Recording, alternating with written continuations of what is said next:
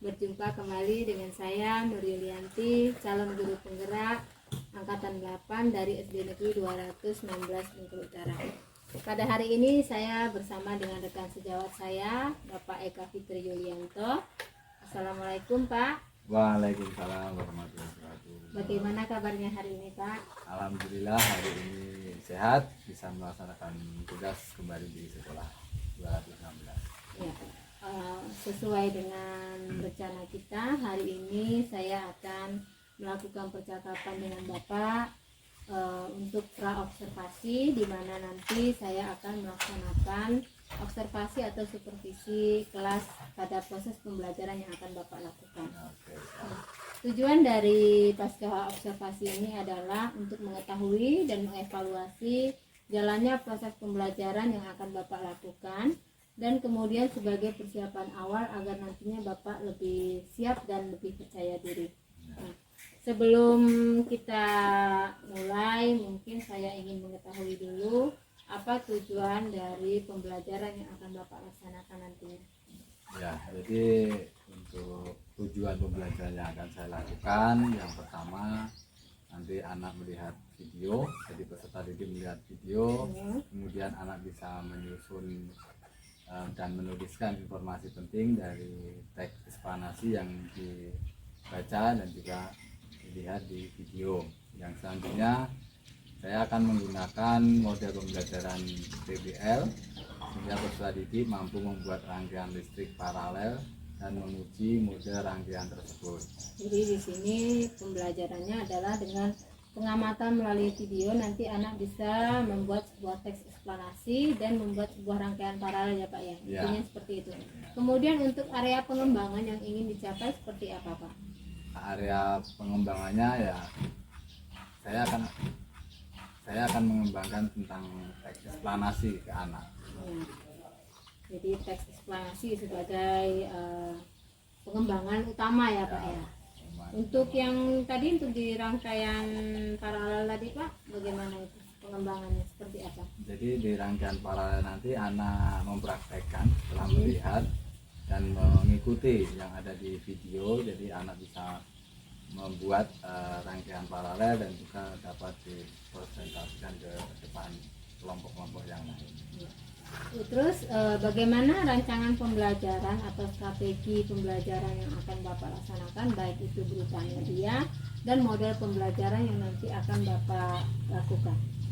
Ya, untuk strateginya nanti saya akan menggunakan media dan alat seperti Infocus, PowerPoint, ya, di situ, dan ada juga PPT-nya ya. Ada PPT-nya kita tampilkan dan videonya, serta nanti benda konkretnya, ada kabel, ada baterai, jadi anak nanti akan merangkai yang mana anak itu bekerja kelompok dalam kegiatan untuk merangkai listrik paralel.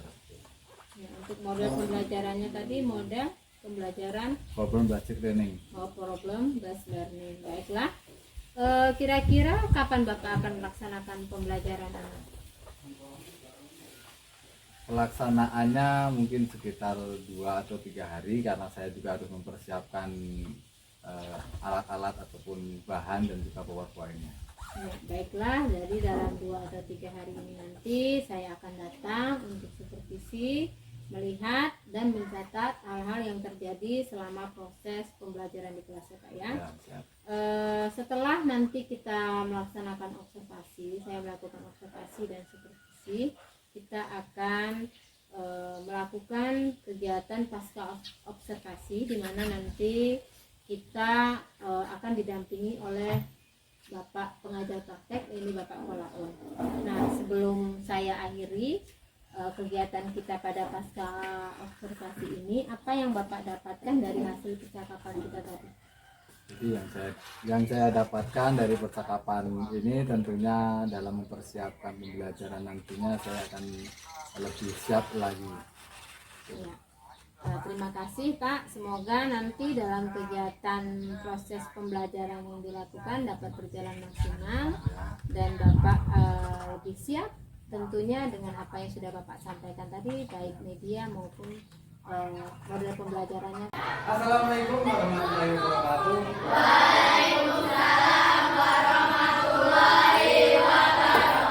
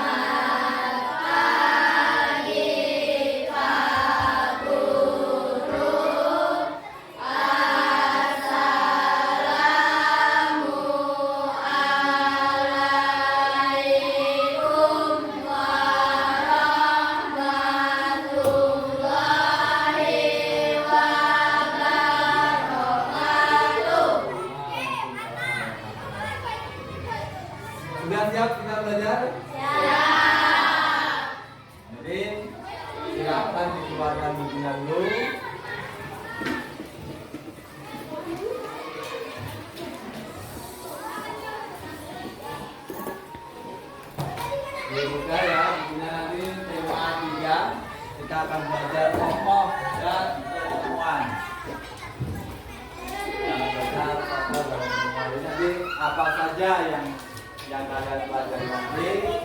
Yang pertama tujuannya kalian setelah melihat nanti video, kalian akan bisa membuat kalimat eksplanasi ya mengenai video tersebut. Terus kalian juga nantinya dapat membuat rangkaian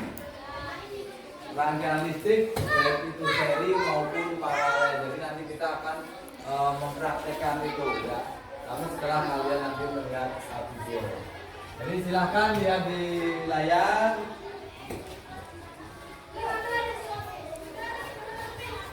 Untuk tema yang pertama kita nanti akan mempelajari tentang penemu yang dapat mengubah dunia. Kenapa dunia diubah? Dunia yang dulunya belum ada yang menemukan sesuatu, jadi masih berubah ya kan. Sekarang sudah ada penemuan, jadi nanti kalian mengidentifikasi informasi penting dari teks eksplanasi. Apa itu teks eksplanasi?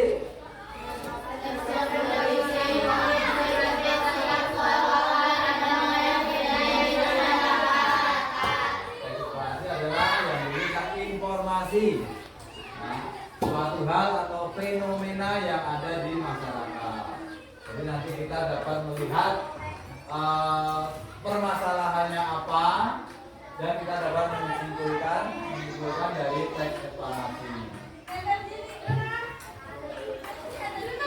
Selain itu, selain kita dapat menyimpulkan teks eksplanasi, kita juga akan nanti setelah membaca keseluruhan ya.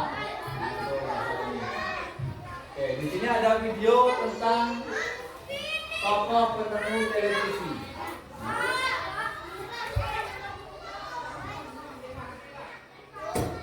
Kita lihat dulu videonya. Selamat malam, saya Sastra dan teman-teman. Nah, Doi, kita sekarang sudah sampai di kamarku. Coba kamu lihat, kamarku jadinya baru dan lebih bersih. Kamarmu memang bersih sih, tapi kok tidak ada televisinya? Siapa bilang tidak ada televisi? Di kamarku ada televisi. Ini dia televisinya. Wah, televisinya bagus sekali. Aku baru pertama kali melihat televisi seperti ini. Televisi ini adalah buatan kakek. Nah, kamu tahu tidak siapa penemu televisi pertama kali? Kalau kamu belum tahu, yuk kita akan lapor ke kakek untuk melihat video tentang penemu televisi pertama yang ada di dunia. Lord Rutherford lahir di Skotlandia tanggal 15 Agustus 1888. Ia adalah penemu yang pada kesempatan itu untuk pertama kalinya menunjukkan bahwa gambar hidup dapat ditransmisikan atau dirubah melalui sinyal elektromagnetik yang kemudian sekarang dikenal sebagai televisi. Lord Rutherford mendemonstrasikan televisi di depan para orang-orang yang ada di Royal Institute London. Ia mendemonstrasikan pada tahun 1925. Di tahun 1927, Bird mampu mengirimkan suara dan gambar dengan jarak lebih jauh, yaitu jarak 643 km dari London ke Glasgow. Di tahun 1928, ia mengirimkan transmisi televisi pertama melewati Samudra Atlantik dari London ke New York. Mulai tahun 1929, BBC menggunakan teknologi Bird untuk menyiarkan program televisi pertamanya.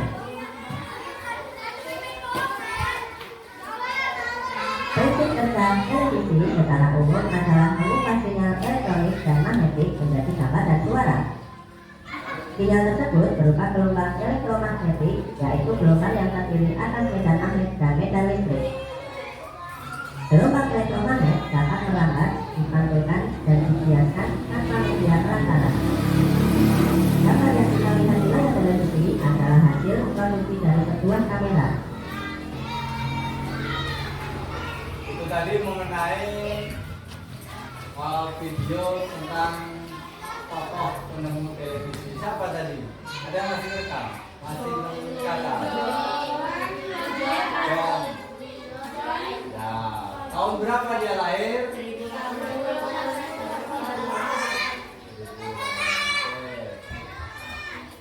Di rumahmu ada televisi? Nah, di sini ada pertanyaan ya, bagaimana pengaruh televisi terhadap kehidupan kita? Setiap rumah saya yakin sudah banyak yang memiliki televisi. Ya. Kira-kira pengaruhnya terhadap kita itu bagaimana televisi? Mungkin ada yang mau menjawab.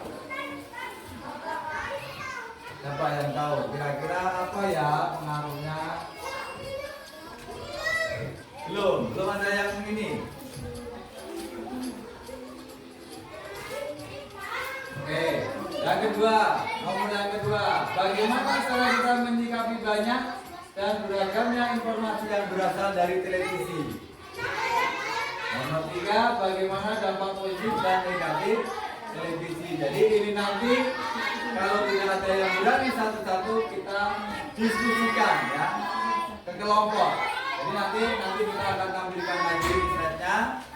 Kalian akan menjawab pertanyaan ini setelah diskusi dengan kelompok kalian. Oke ya. Kita lanjut dulu.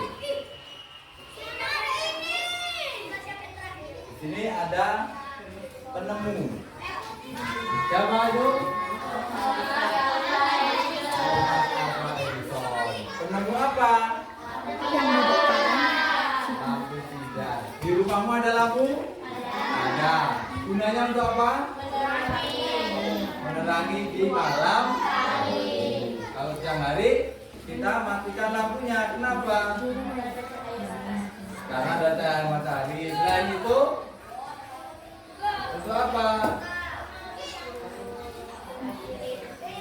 Agar tidak boros listrik. Kalau boros listrik berarti otomatis boros pengeluarannya, benar ya. Jadi kita harus hemat. Oke, ini sayang. Rangkaian listrik ada 2 macam. Nanti yang sekarang rangkaian terbuka dan tertutup. Terbuka itu berarti ininya apa? Saklar ya, ini namanya saklar.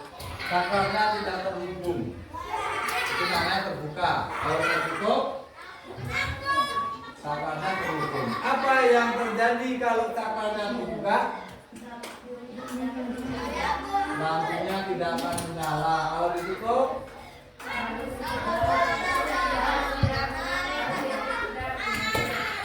ini yang terbuka tadi kalau listrik tidak mengalir. Artinya yang menjadi mati lampunya. Kalau yang tertutup harusnya ada transformator. Sehingga arus listriknya mengalir, lampu bisa menyala. Ini tandanya menyala. Yang satunya tertutup. Oke, dari sini ada yang belum paham? Ya, kalau nggak paham kita lanjutkan. Tuh, pada rangkaian tertutup semua komponennya terhubung. Jadi nyambung tadi, ya. Rangkaiannya nyambung semua. Listriknya atau lampunya bisa nyala.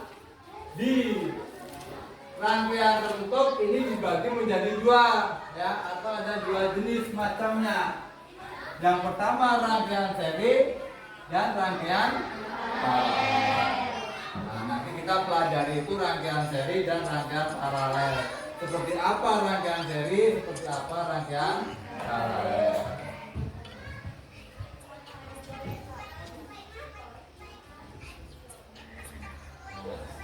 Silahkan dilihat di slide.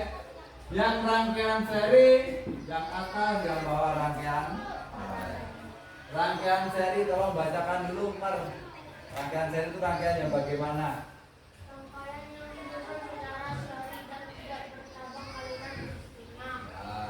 Rangkaian paralel ini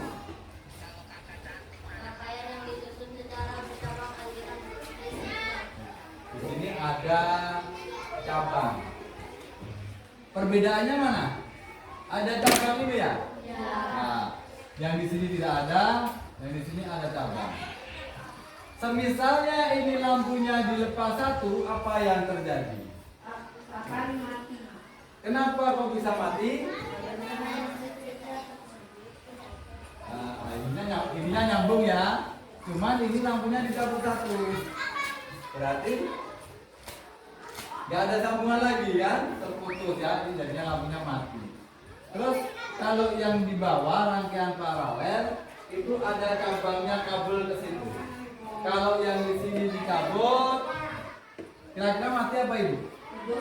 Masih hidup karena dia memiliki dua cabang aliran listrik. Jadi kalau yang satu putus, yang satu masih bisa nyambung. Yang belum paham dari rangkaian listrik seri dan paralel, tunjuk tangan. Sudah paham semua? Kira-kira bisa membuatnya enggak ya? Nah, kita lihat dulu. Kita lihat video selanjutnya. Assalamualaikum warahmatullahi wabarakatuh. Anak-anak, kembali lagi di kelas Indonesia. Dan sebelum melanjutkan video ini, bagi saya Ira yang subscribe. Halo semuanya, hari ini kita akan membuat kata ya. Apakah kalian tahu bagaimana membuat kata yang sederhana?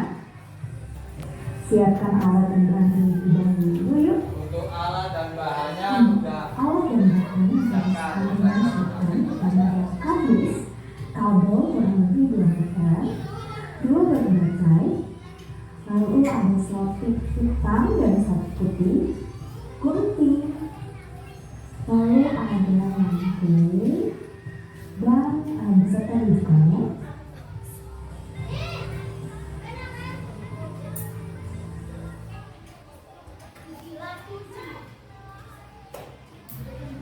Lalu yang terakhir adalah sunlight. untuk bahan-bahannya ada kardus, ada kabel, lampu, baterai. Baik, sekarang kita mulai membuat cahaya. Rangkaian bisa sederhana. Pertama, siapkan kardus, lalu kabel. Nah, kalian harus melepas karet yang ada pada ujung kabel.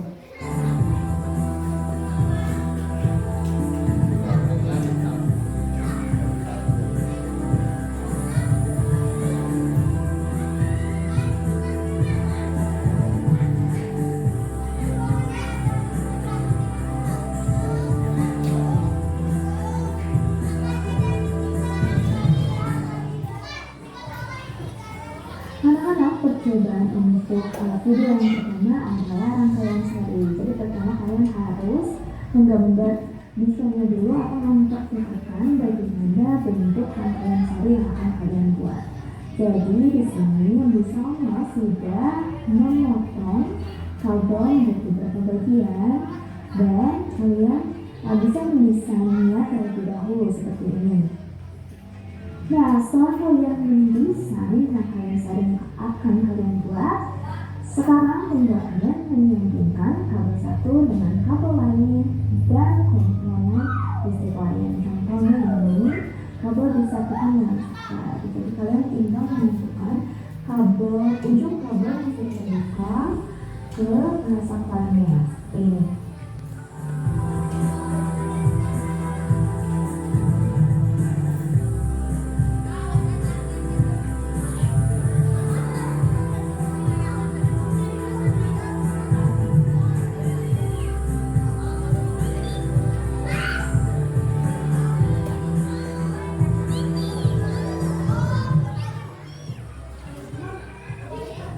Setelah menggabungkan kabel dengan saklar, kalian menemukan kabel dengan hidupkan lampu atau sistem lampu. Nah, di sini sistem lampu membantu kalian memasang lampu belakang supaya terpasang dengan pas dengan sempurna.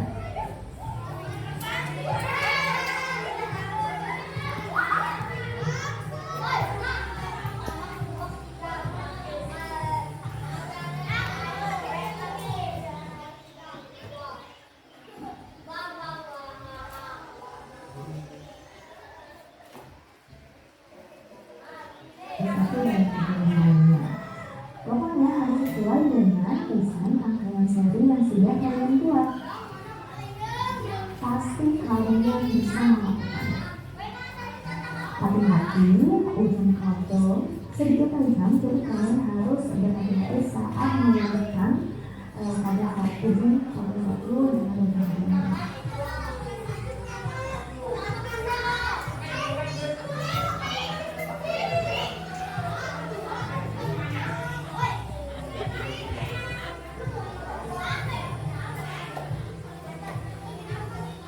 Setelah merakit semuanya dan menyatukan kabel satu dengan komponen sekalinya seperti ini, kalian tinggal menghubungkan ujung kabel dengan baterai.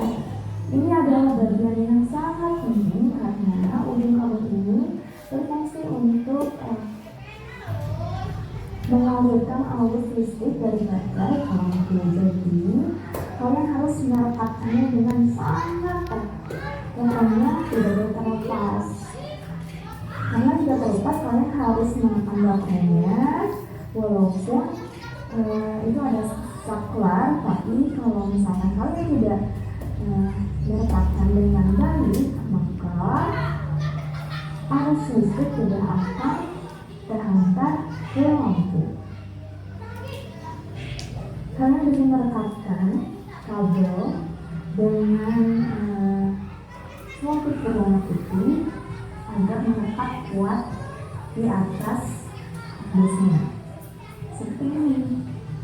Jika rangkaian seri kalian berfungsi, maka lampunya akan menyala kedua-duanya. Dan jika salah satu kita lepas, maka lampu yang satunya akan padam. Nah, di sini kalian bisa mengamati percobaan ini. Hasilnya percobaan ini berhasil. Dan kalian harus tahu jika salah satu kekurangan dari rangkaian listrik adalah lampunya sedikit lebih padam. Dan selanjutnya kita akan melakukan percobaan rangkaian listrik. Jangan lupa untuk menonton video selanjutnya. Sampai jumpa anak-anak.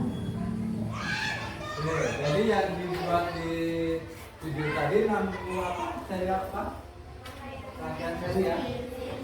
Tadi ada lampunya dilepas satu. Yang terjadi mati. Berarti itu sudah dibuktikan ya. Sudah pembuktiannya lewat video. Nanti kita praktekkan. Nanti kita praktekkan. Di sini Bapak sudah menyiapkan baterai, menyiapkan lampu. Jadi nanti per kelompok saja. Ini dari kelompok 1, 2, 3 ya. Nanti praktekkan atau kalian diskusikan bersama untuk membuat rangkaian seri. Tadi sudah ada di tonton di video ya. Di sini masih terlepas semuanya. Jadi nanti silakan dihubungkan sesuai dengan yang kalian pahami dan hasil diskusi kalian. Praktekkan dulu. Untuk kelompok 2 dan 3 silakan buat sket di kertas gambar tentang rangkaian seri. Jadi nanti setelah dibuat dipraktekkan dengan bahan yang apa ya, dengan bahan nyata ya, kabelnya ya, ini kamu gambar dulu.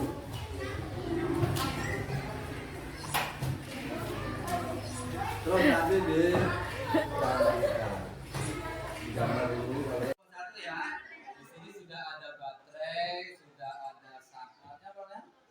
Saklar. Ini lampu ya. Nah, jadi ini nanti kalian hubungkan menjadi rangkaian seri. Agar lampu itu hidup, bagaimana silakan kalian diskusikan ya. Ini ada selotip untuk merangkaikan. Di sini baterai ada 2 kutub, satu kutub negatif, yang satu kutub positif. Kalau positif ke positif, kira-kira bisa hidup enggak? Enggak, berarti positif ketemu negatif. Ya, jadi nanti dihubungkan, kamu rekatkan dengan selotip tadi ya. Terus nama kabelnya silakan dikerjakan. Gambar, silakan kalian amati tentang rangkaian listrik seri maupun listrik paralel. Jadi nanti kalian menjelaskan ya. Oh, yang ini kenapa kok bisa ada nyalanya, yang ini kok tidak. Nah, itu kamu jelaskan nanti salah satu. diskusikan dulu, kamu tulis yang terjadi di gambar A, ini gambar A dan gambar B. Nanti yang gambar A itu bagaimana hasil diskusi kamu ya. Yang gambar B itu bagaimana? Itu silakan didiskusikan. Ini gambar B. Oke, jelas? Ada pertanyaan? Nah, silakan nanti kalian gambarkan dulu itu rangkaian serinya. Yang pertama dia belum terhubung atau masih rangkaian itu. Yang kedua nanti sudah terhubung apa yang terjadi sama seperti yang kalian lihat di video tadi. Jadi nanti salah satu untuk dapat mempresentasikan hasil dari diskusi. Jadi kerjaannya itu satu kelompok aja nggak apa-apa. Ya. Jadi nanti salah satu aja yang. Nah baiklah tadi sudah dilihat layarnya ya tentang video sudah praktek. Ini ada evaluasi nanti tolong dikerjakan diisi sesuai dengan pertanyaannya didiskusikan dengan kelompok kalian hasilnya silakan ditulis. Nah, langsung ditulis saja hasilnya di situ langsung ditulis saja. Ini nomor 1 sampai nomor 3.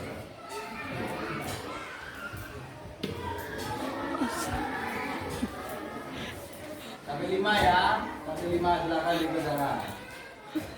Didiskusikan dengan kelompoknya.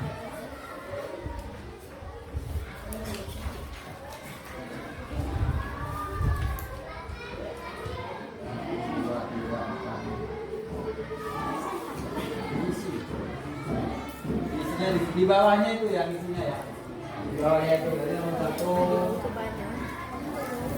komponen listrik dan fungsinya. Tadi kan sudah ada gambar tuh komponen listrik ada apa aja tadi? Ada baterai, ada lampu, ada kabel, fungsinya berapa? Oke, ya. Dan ini ya. Nomor 1 komponen listrik dan fungsinya. Apa di sini komponen listrik itu fungsinya?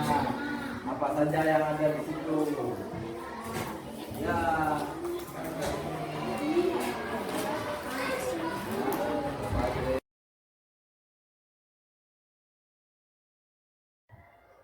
Assalamualaikum warahmatullahi wabarakatuh. Kembali lagi dengan saya calon guru penggerak angkatan 8 Kabupaten Bengkulu Utara. Pada hari ini saya bersama dengan rekan sejawat dan juga Bapak pengajar praktek pada pendidikan CGD angkatan 8 ini. Perkenalkan untuk rekan sejawat saya, silakan Bapak. Perkenalkan nama saya Eka Budi-Janto. Saya mengajar di kelas 6 SD 219. Ya, terima kasih kepada Bapak Oke. Mohon untuk memperkenalkan diri Pak. Terima kasih Bu CGD Bu Yuli. Saya Pak Galaun, saya adalah pengajar praktek angkatan 8 Kabupaten Utara. Terima kasih. Terima kasih Pak. Demikianlah tadi perkenalan dari kami. Di sini kami akan melaksanakan percakapan pasca observasi, di mana nanti Bapak saya mohon izin untuk memberikan beberapa pertanyaan kepada Bapak Eka, di mana sebelumnya saya sudah melakukan kegiatan observasi dalam proses pembelajaran yang sudah Bapak lakukan. Tujuan kita melakukan observasi pada hari ini, pasca observasi ini adalah nanti kita dapat mengevaluasi sejauh mana proses pembelajaran yang sudah Bapak Eka lakukan dalam beberapa hari yang sudah kita lewati. Lanjut saja, saya langsung ke pertanyaannya. Bagaimana Pak Eka, sudah siap? Ya. Baiklah Pak Eka, untuk pertanyaan pertama saya ingin bertanya, bagaimana perasaan Bapak setelah kemarin melaksanakan proses pembelajaran, di mana saya di sana mengobservasi kegiatan yang Bapak lakukan. Ya. Langsung saja, jadi kemarin sudah melaksanakan kegiatan, tentunya perasaan sudah lega. Jadi saya sudah tahu bahwasanya ada kelebihan maupun kelemahan saya dalam melakukan praktek ataupun mengajar. Jadi perasaan Bapak sudah sedikit lega ya. Sebelumnya sebelum kita melakukan observasi, saya melakukan kegiatan observasi di mana di sana saya menanyakan beberapa tujuan pembelajaran yang akan Bapak lakukan dan area pengembangan yang ingin Bapak tempuh atau yang Bapak maksimalkan. Nah, di sini saya ingin mencoba kembali mengingat apa saja tujuan pembelajaran yang Bapak lakukan kemarin dan area pengembangannya seperti apa. Nah, jadi kemarin tujuan saya yaitu anak bisa menulis tentang teks eksklamasi setelah melihat video yang saya tampilkan di layar menggunakan proyektor. Yang kedua, tujuannya anak bisa merangkai dari rangkaian seri yang paralel. Itu pun anak melihat dulu di video dan dikerjakan secara berkelompok. Dari penjabaran Bapak tadi untuk area pengembangannya apakah sudah tercapai secara maksimal sesuai harapan atau bagaimana Pak? Kalau harapannya sudah, akan tetapi masih ada sedikit yang perlu dikembangkan lagi atau yang berbeda. Baiklah, seperti yang Bapak sampaikan tadi, ada beberapa yang diperbaiki atau dikembangkan lagi. Bisa Bapak sebutkan seperti apa yang dikatakan Bapak itu sebuah hambatan? Ya, jadi kemarin saya anak-anak tidak, walaupun berkelompok, akan tadi ada 1-2 anak yang kurang aktif dalam kegiatan tersebut. Apakah anak itu merasa minder atau kurang percaya diri? Jadi kedepannya saya juga akan menggunakan atau memperbaiki media pembelajaran dan juga akan mengajar sesuai dengan berpusat pada anak. Berarti di sini tadi Bapak menyebutkan hambatan dan upaya yang akan dilakukannya. Kira-kira untuk kegiatan Bapak dalam mengupayakan untuk perbaikan atau memaksimalkan area pengembangan tadi, Bapak membutuhkan seseorang yang bisa membantu Bapak? Ya, tentunya ada yang dibutuhkan di sini, rekan-rekan guru yang lain, yang mana nantinya dapat membantu saya untuk memperbaiki pembelajaran yang kurang. Adakah yang menjadi motivator atau inspirasi Bapak untuk mendukung rencana yang akan Bapak lakukan tersebut? Ya, motivasinya tentunya berkembali ke anak. Saya mengingat anak itu yang berpengetahuan, itu anak yang memiliki budaya positif, tentunya, dan juga memiliki anak yang berpikir kritis. Baiklah, dari yang Bapak sampaikan tadi, Bapak nanti dukungan juga dari rekan-rekan. Itu kira-kira kapan Bapak akan melaksanakan kegiatan ini? Saya akan melaksanakan kegiatannya menjelang kedua, selanjutnya sekitar 2 hari. 2 atau 3 hari lagi ya. Dalam tempo waktu 2 atau 3 hari lagi nanti saya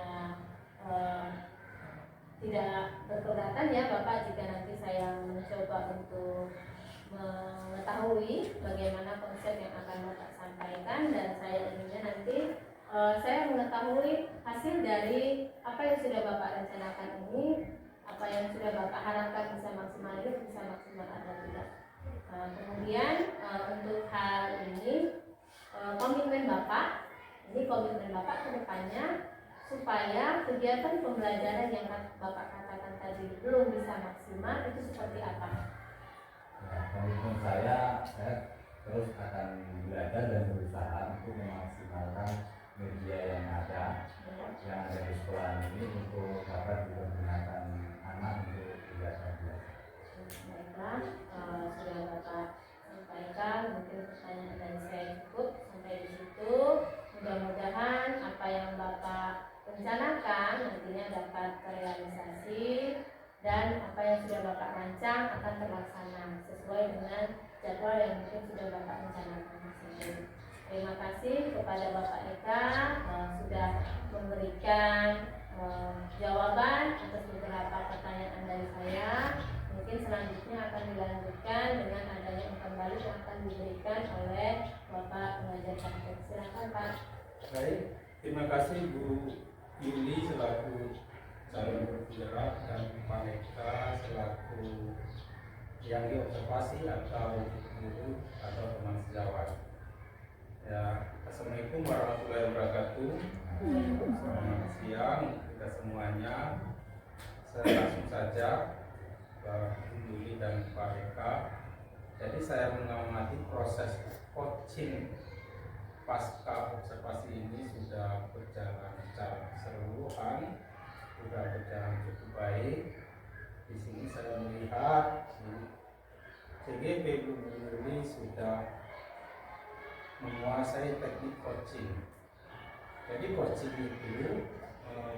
itu adalah sifatnya kemitraan. Konselor itu ahli dengan orang yang punya masalah, itu konselor.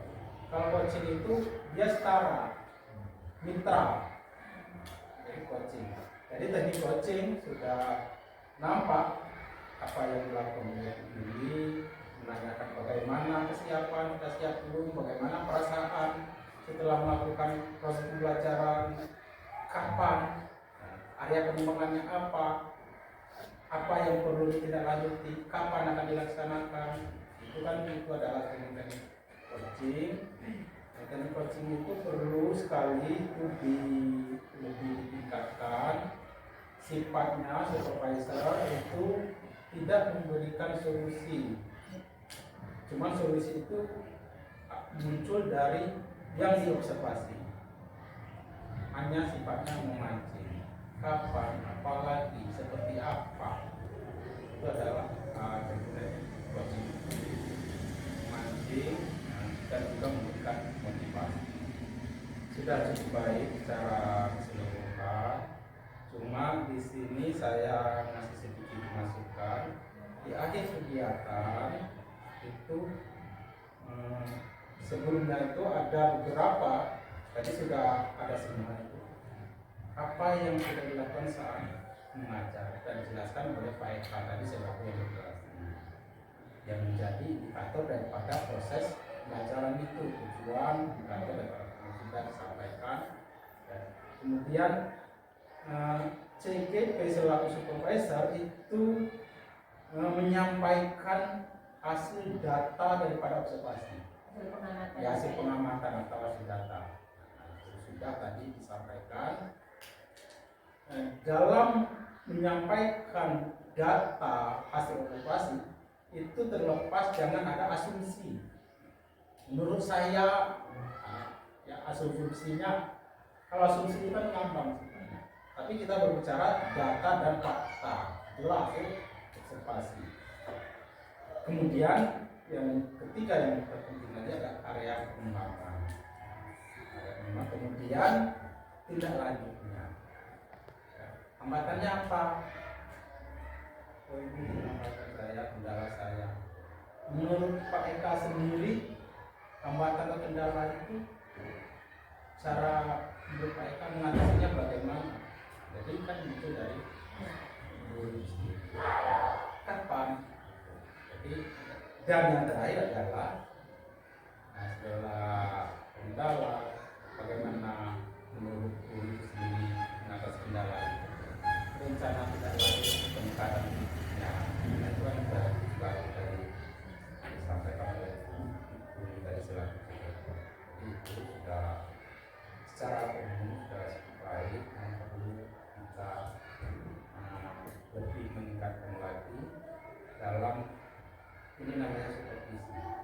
Jadi kalau ibu nanti jadi kepala sekolah, itu adalah tugas program utama kepala sekolah adalah supervisi kelas, supervisi proses pembelajaran. Nah, supervisi itu yaitu tahapannya pra supervisi atau pra observasi, kemudian pasca observasi. Nah, itu tahapannya. Itu adalah salah satu program pokok daripada kepala sekolah, tapi tidak hanya kepala sekolah, guru yang ditunjuk oleh kepala sekolah untuk supervisi itu. Jadi itu memang program kepala sekolah, cuma kalau gurunya banyak, kepala sekolah bisa menugaskan guru lain untuk melakukan supervisi sekolah. Itu tambahan. Mari Bu Yuli, Pak Eka, kita lebih meningkatkan lagi lagi, terutama dalam proses belajar mengajar, tidak hanya dalam supervisi, tidak hanya dalam pada saat ada supervisor, tapi dalam kegiatan proses pembelajaran seperti itulah tahapan yang harus kita komitmennya yang tidak hanya ada supervisor. Itu saja tambahan, terima kasih banyak, sudah cukup bagus. Sekedar masukan dari saya selaku penyampaian. Terima kasih, saya akhiri. Wassalamualaikum warahmatullahi wabarakatuh. Waalaikumsalam warahmatullahi wabarakatuh. Terima kasih kepada Bapak pengajar praktek yang sudah memberikan umpan balik dan juga memberikan gambaran kepada kami selaku saya pribadi sebagai CPP dan Pak Eka Widianto sebagai guru. Mudah-mudahan kedepannya setelah adanya proses ini kami bisa mengupayakan untuk melakukan yang lebih baik dan lebih maksimal. Itu saja. Baiklah, terima kasih. Demikianlah tadi hasil dari pasca observasi saya CGP Angkatan 8 dari Kabupaten Bengkulu. Akhir kata saya tutup. Wassalamualaikum warahmatullahi wabarakatuh.